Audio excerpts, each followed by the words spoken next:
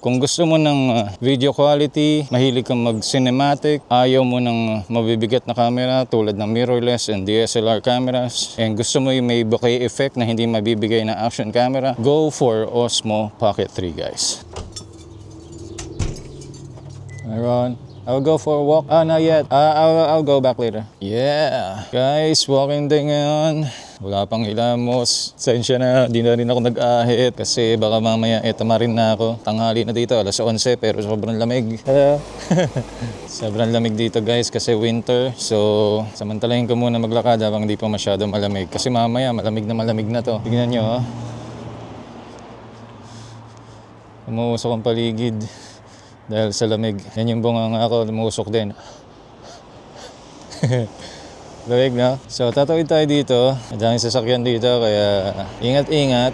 Alright, tatawid na tayo guys. Ang gamit ko nga pala ngayon ay ang aking Osmo Pocket 3. Hingal ako ah. So araw-araw nga pala kami naglalakad. Kung napapanood nyo yung mga vlogs namin ni Mrs. Usually dalawa kami naglalakad. Pero dahil antok na antok pa si Mrs. Pinagpahinga ka na muna. Ako na muna mag-isa. Nandito tayo sa streets ng Kaikoura. Pakita ko sa inyo. Yeah. See? Yan, ang streets ng Kaikoura. So habang naglalakad ako, magkwentuhan na rin tayo. No? Sabihin ko sa inyo yung ilang mga dahilan kung bakit mo kailangan bumili ng Osmo Pocket 3 at kung bakit hindi mo kailangang bilhin ang Osmo Pocket 3. So yung pros and cons ng Osmo Pocket 3 ang didiscuss natin ngayon. Ang ganda ng bahay oh. For sale. Ganda ng bahay, no? Dito sa side na to, gaganda ng bahay dito eh. Malinis. Sana magkapera tayo na mabili natin. Ito rin, for sale din to na nakaraan. Pero may nakabili na. And itong katabi, for sale din. Pakita ko sa inyo. Yan. Kita niya yan, yung malawak na yan na may bahay. May boat, for sale din yan. Lawak no? Sarap tumira dyan. Halos lahat naman ng bahay dito guys, modern. So yun, balik tayo sa topic guys. About Osmo Pocket 3. So unahin muna natin yung pros. Unahin muna natin yung mga dahilan kung bakit kailangan mong bilhin itong Osmo Pocket 3. So yun guys, unang-unang dahilan kung bakit ko isasuggest na bilhin mo ang Osmo Pocket 3 ay ang kanyang video quality. Nagsushoot siya ng 4K, 24 FPS, 30 hanggang 120 FPS. Nakakapag-shoot siya ng slow-mo. Kita nyo naman yung quality ng video natin ngayon. Malinaw na malinaw. Wala akong masasabing masama sa video quality ng Osmo Pocket 3. So panalong-panalo ang video quality. Siyempre DJI yan eh. Pangalawa, kung hindi ako nagkakamali, mas malaki at mas maganda yung sensor nito kumpara sa mga action cam. Kaya ka nakakakita ng medyo blurry background. Kung napapansin nyo, di ba siya action cam, lahat focus. Pero pag Osmo Pocket 3, para siyang mirrorless or DSLR na nagbobokeh yung background. So yun ang isang advantage ng Osmo Pocket 3. Kung gusto mo ng mga medyo bokeh effect, yan, maganda tong Osmo Pocket 3. And isa pa, pangatlo, meron siyang face tracking. Pag sinabing face tracking, katulad niya, naka-face tracking yung mukha ko. Pag gumanto-ganto ako, kita niya, sumusunod yung camera. Tinututukan niya maigi kung nasan yung mukha ko. Meron din yan sa Osmo Action 5, pero mas malawak ang face tracking nitong Osmo Pocket 3 dahil sa motorized gimbal niya. Kasi yung Osmo Action 5 is naka still lang, so kung hindi mo siya igaganong-ganon, mahihirapan yung camera. And pang-apat, itong DJI Osmo Pocket 3 ay compatible sa mga DJI mics. Gaya na itong creator combo na nabili ko, meron siyang kasamang DJI Mic 2, which is this. Ginagamit ko ngayon kaya malinaw ang ating audio. And yung internal audio nito, malinaw din naman siya kung hindi noisy yung paligid o kung hindi mahangin. Panalong-panalo rin ang audio nitong Osmo Pocket 3. And panglimang dahilan ko kung bakit ko may isasuggest na bumili ka ng Osmo Pocket 3 ay ang kanyang stabilization. No? Dahil nga motorized yung gimbal niya, suwabing-suwabe. Para ka naka-gimbal ng DSLR. Alam mo yung mga gimbal ng phones na nabibili natin. Para siyang ganon, pero may nakakabit ng camera na built-in. Sa sobrang ganda nitong stabilization ng Osmo Pocket 3 guys, ang dami kong nakikita na ginagamit tong Osmo Pocket 3 sa mga music videos, ginagamit sa mga cinematic storytelling,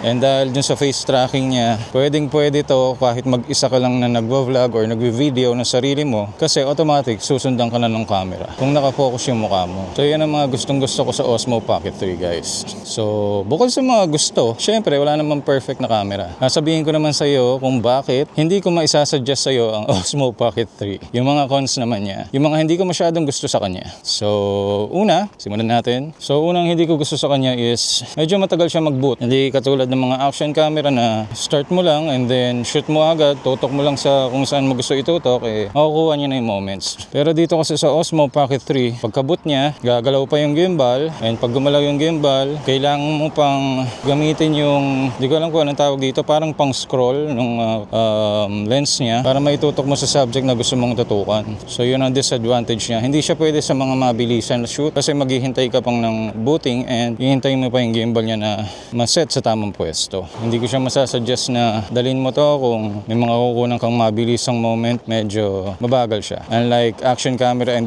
DSLR na pag inon mo, tutok mo lang, press mo lang yung record, tutok mo lang yung kamay mo, ay andun na. So yan yung una na hindi ko masyadong gusto dito sa Osmo Pocket 3. So pangalawang hindi ko gusto dito sa Osmo Pocket 3 ay hindi siya waterproof, hindi rin siya weather sealed. So medyo pag biglang umulan, delikado. Pag nalaglag mo sa tubig, delikado siya. Unlike sa mga action camera na pambalagbagan, di ba? Pwede mong basain, pwede mong ilublob sa tubig. May ilang mga DSLR and mirrorless camera na rin na weather sealed. Pwede nang mabasa. Although di mo pwedeng ilublob sa tubig, pero kaya niya nang i-handle yung mga weather conditions tulad ng ulan and snow. So itong Osmo Pocket 3 ay hindi pwede. Medyo sensitive siya. And bukod dun sa hindi siya waterproof, ang pangatlo ay medyo delikado siya pag nalaglag mo. Kasi nga, motorized yung gimbal niya, maaaring mag-malfunction pag malakas yung impact ng bagsak. Unlike sa mga action cameras na kahit malaglag mo, okay lang. Kasi nakadesign sila para sa balagbaga na gamit. So yun lang naman ang mga hindi ko gusto sa kanya, no? So far. Ang masasabi ko lang, kailangan mo ba talaga bumili ng Osmo Pocket 3 pagkatapos kung sabihin yung mga pros and cons? For me, ang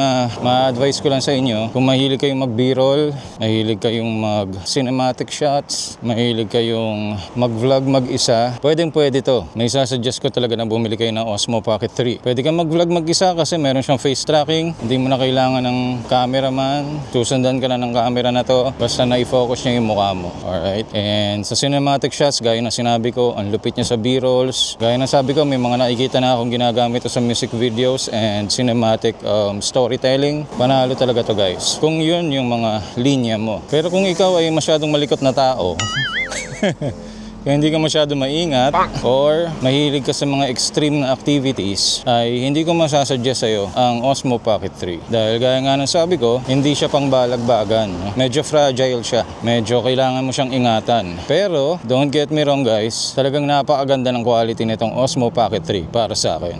Meron din siyang D-Log M para makapag-color grade ka ng mas maayos sa post. Marami. Pwede nyo yung i-search sa internet. Hindi na natin i-discuss dito yung mga buong specs. Pero panalo pa rin talaga to.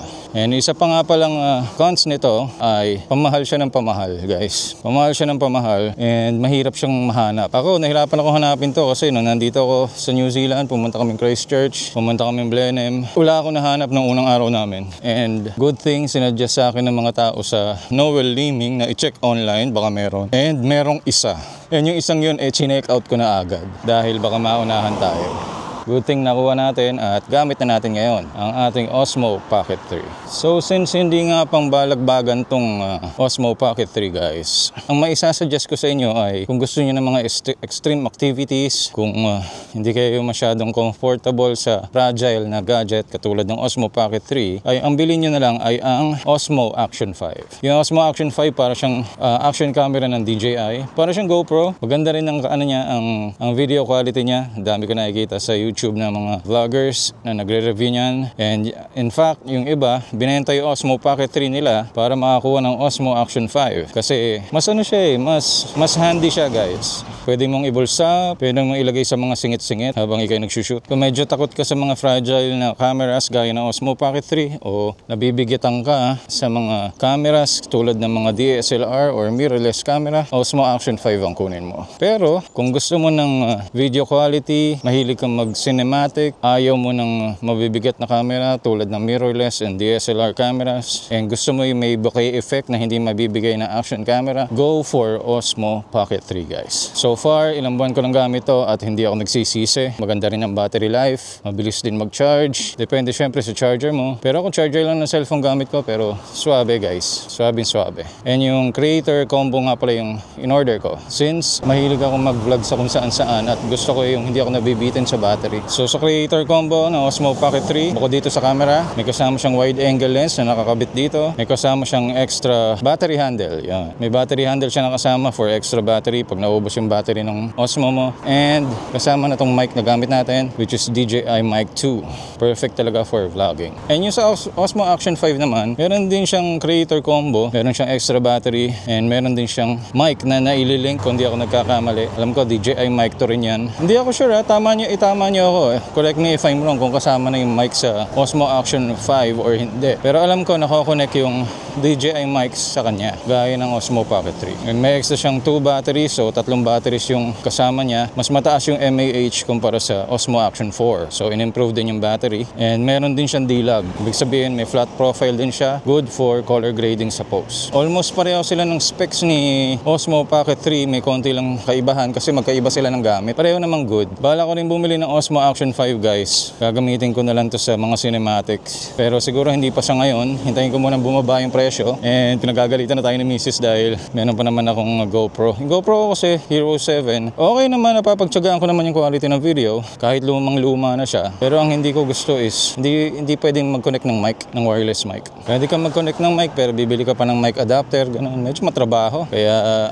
ayoko. Ginagamit ko lang paminsan-minsan. And medyo, lalo na pag mahangin, talagang di-disappoint ako. So unlike sa Osmo Action 5 na action cam na pwede mong kabitan ito, panalong-panalo. So yun lang guys. Kung meron kayong mga pros and cons na hindi ko nabanggit dito sa video na to, paki-comment lang din para matuto rin ako. Baka meron pa akong hindi alam. And para matuto rin yung mga nanonood sa atin. No? Maraming salamat sa panonood. Ako'y hinihingal. Kakalakad. Please like, share, and subscribe sa ating YouTube channel which is Bogus Life Lately. Disclaimer, hindi ako expert pagdating sa mga gadget-gadget. Ito ay sarili ko lang opinion base sa aking experience at sa aking research. Okay? So guys, ingat kayo palagi. This is Angel Boga. And I'm out. Peace. Bye-bye.